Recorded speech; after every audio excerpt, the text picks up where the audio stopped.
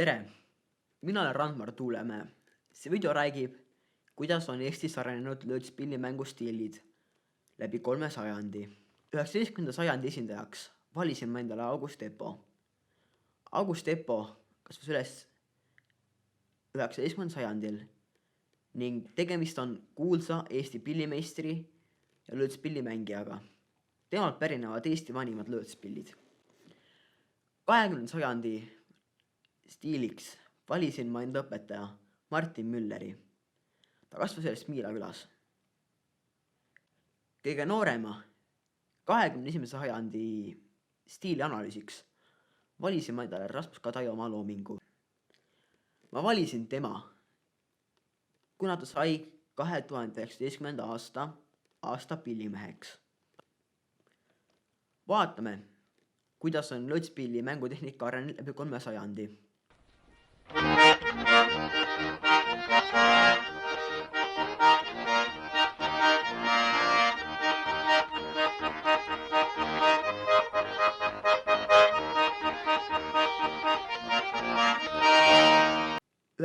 sajandi stiili saab aru bassipartii järgi, kus mängitakse põhipassi koos täitva bassiga ning muudetakse rütmi titilt taale.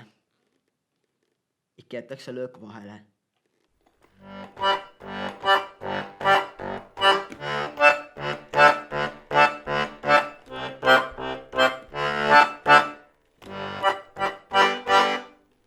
Sellel ajal mängiti bassipartiid jõuliselt ja kindlalt, kuid natuke ebatäpselt. 19. sajandi melodialiine iseloomustab väikene ebatäpsus. Sellel sajandil hakati lisama lugudele juurde kolmkõlu, väikseid käike ja kaunistusi.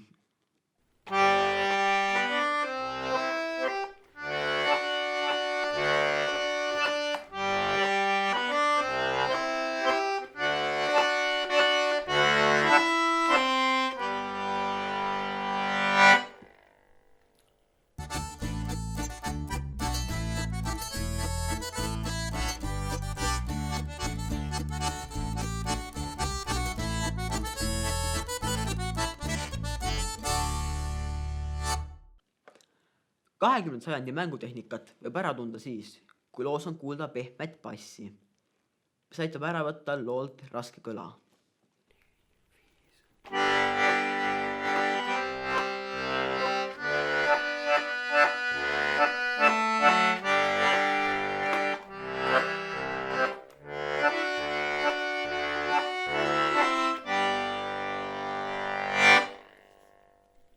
Sellel sajandil kujunesid välja tehnilised melodialiinid, mis võrreldes 19. sajandina kõlavad nagu lisatud käigud. Sellel sajandil tekkis suur läbimurre käikude, kolmkõlade ja akordi lisamisel. Hakati kasutama 4 näppu 3 asemel, loodi 7 akorde, mis tõid loole rohkem mahlas kõla.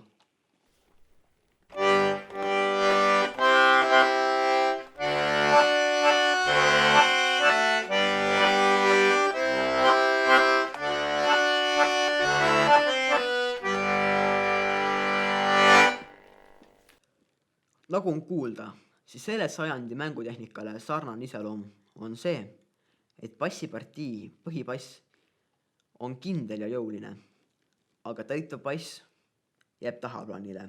Eelmise sajandiga muutus see, et hakati mängima põhibassi kindlamalt ja jõulisemalt.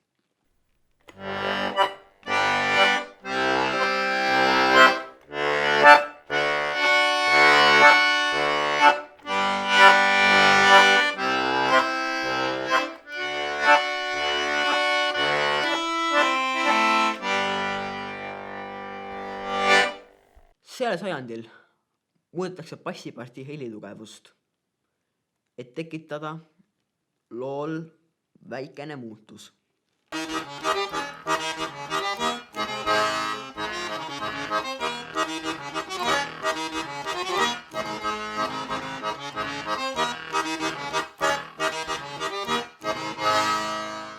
praegusel sajandil ei kiirustata looga, et meloodia oleks arusaadav. Praegu mängitakse meloodialiine nii, et need oleksid kindlad ja täpselt. See tekitab inimesel rohkem huvi kuulata. 21. sajandile on kohane see, et hakati kasutama topelttehnikat. Topelttehnika on tehnika, kus sa mängid ühe noodi asemel 2 nooti korraga.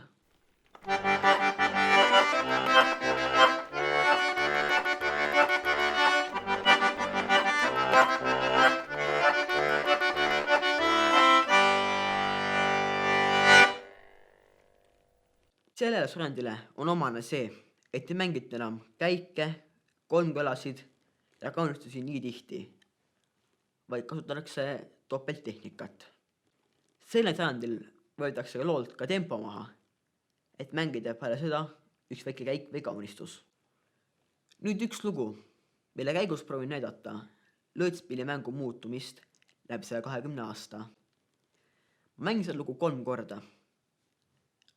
19. sajandi stiilis, 20. sajandi stiilis ja 21. sajandi stiilis. Kõlab Arvo Pärdi Uku Aro valss.